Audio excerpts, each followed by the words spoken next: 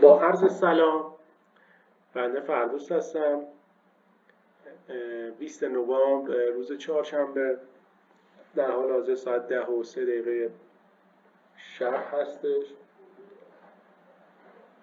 وسط هفته ونزدی، و خدمت شما دوستان عزیز و گرامی یکی دیگه از تحلیل‌های طلا رو با هم مرور میکنیم. خب قبل از اون که وارد بحث تحلیل بشیم یه سری بزنیم به اخبار امروز 20 نوامبر. بله، امروز اخبار قرمز نداشتیم. یه اخبار قرمز داشتیم ساعت 10:30 برای CPI لندن بوده که با 0.01% افزایش نرخ تورم پوند بیشتر شده و این باعث تقویت پوند شده، البته در کوتاه. و البته ریزش‌های خیلی سنگین داشتیم تو هفته‌های اخیر توی پوند که این با همین اخبار ممکنه که یک جهشی داشته باشه. پوند قطعا هم داشته روی چون اخبار دیگه ای نداشتیم به اون صورت، در حالت رنج بوده. البته اخبارهای زرد و نارنجی توی اسکلپ‌ها تاثیرهای خیلی خوبی میذاره. خب برمیگردیم به روی چارت. با توجه به چارتی که ما مشاهده میکنیم در تایم فریم های 5، البته 1 ساعت شروع بکنیم که یک نمای کلی داشته باشیم که روند طلا صعودیه و در محدوده 2650 در حال رنج که حالا تا فردا ببینیم به چه صورت میشه. خب میایم وارد تایم فریم 15 میشیم که تحلیل امروز خب شروع بکنیم. ببینید در محدوده 26-20 در این محدوده ما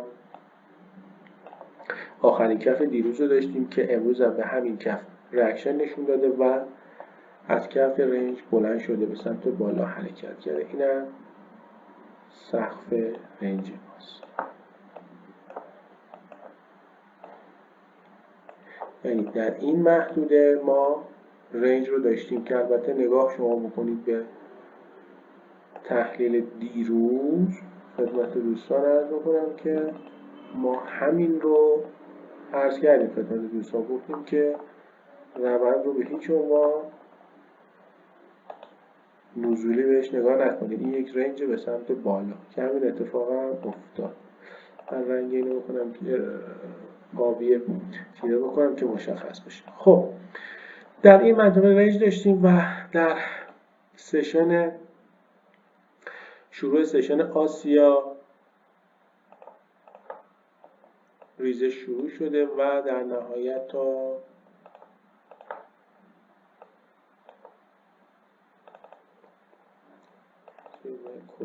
بکشم که خب تا این تایم که دقیقا بریم روی چارت در ساعت 9:45 یعنی شروع بازار فرانکفورت و لندن و بعد لندن در اینجا یک رنجی رو داشتیم که باعث شده که در همین اخبار پوند تاثیر گذاشته روی دلار رو تضعیف کرده و باعث تقویت طلا شده. یعنی این رنجی که شما اینجا می‌بینید در تایم فریم‌های کوچیک‌تر شما بخواید به این دقت بکنید،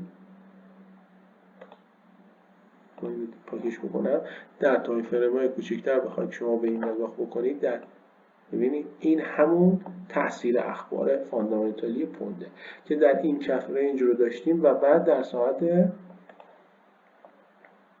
13:03 یعنی سشن آسیا که تموم شده تقریبا روند صعودی رو ما در پیش گرفتیم که این روند صعودی هم ادامه پیدا کرده. تایم فریم 1 دقیقه هم که ما بخوایم در اینجا وارد بشویم، یعنی از کف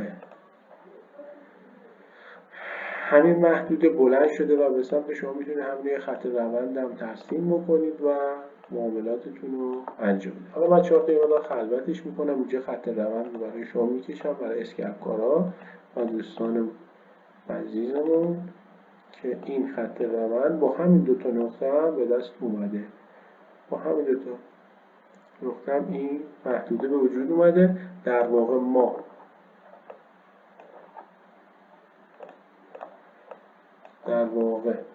بعد از اینکه این محدوده رنج رو داشتیم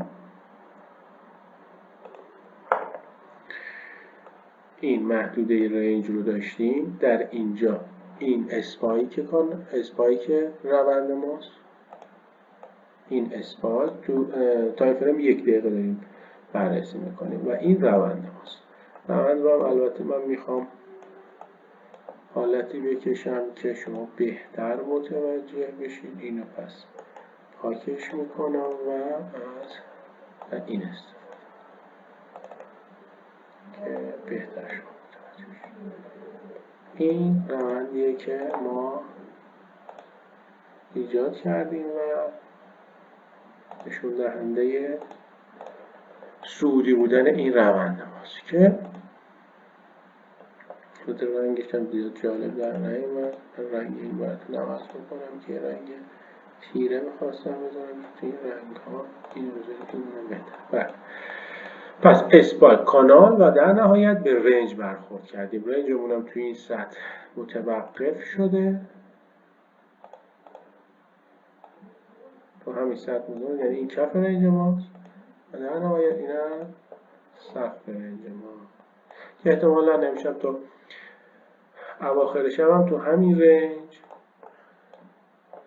رنج این حرکت خودش رو ادامه بده. پس ما الان در واقع در یک رنج هستیم. اینجا کف رنج ماست و اینجا سقف رنج ماست. ما سایکل مارکتیمون تکمیل شده. اسپایک، کانال، تریدینگ رنج. یا از اینجا باید ریزش داشته باشیم، انتظار ریزش که احتمالش ضعیفه، احتمالا دوباره روند ما به سمت بالا حرکت خواهد کرد. خب من چارت رو خلوتش میکنم. ببینید در یک نگاه کلی که شما بخوای نگاه بکنی، این کف رو شما داری که همون کف دیروز هم در واقع بوده و آخرین سقفی که ما داشتیم اینه در حال حاضر. برای تریدرها قائل اهمیت کف و سقف طلا رو حتما مشخص بکنن. این حتما مشخص بکنن که خیلی هم کارشون در حالت صعودی بهتره که در این کف ها شروع به ترید بکنن، خلاف جهت مسیر مارکت به هیچ عنوان ترید نکنید. مگر اینکه اینجا بریم وارد مثلا کندلای 1 ساعته 3-4 تا کندل 1 ساعته خوب ببینیم که بخوایم واردش بشیم، ولی هیچ وقت در طلا خلاف جهت مارکت ترید نکنید. خب چیز خاصی نداشت. البته یه سری هم بذاریم به اخبار فردا هم ببینیم. اخبار فردا تیوزده خدمت شما عرض بکنم که یه اخبار ژاپن داریم احتمالاً.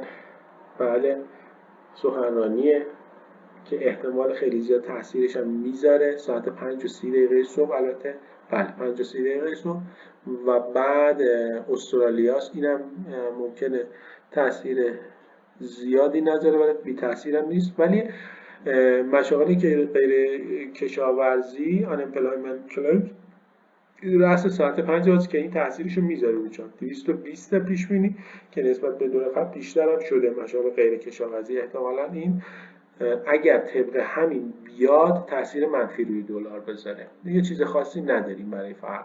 دیگه پنجشنبه چیز خاصی نداریم.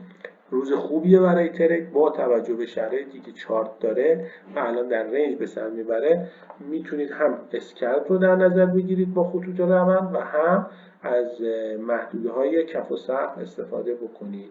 امیدوارم که معاملات خیلی خوبی رو داشته باشید و فردا نه پس فردا هم آخرین روز هفته است. این هفته هم با سود سپری کرده باشید. موفق و مؤید باشید.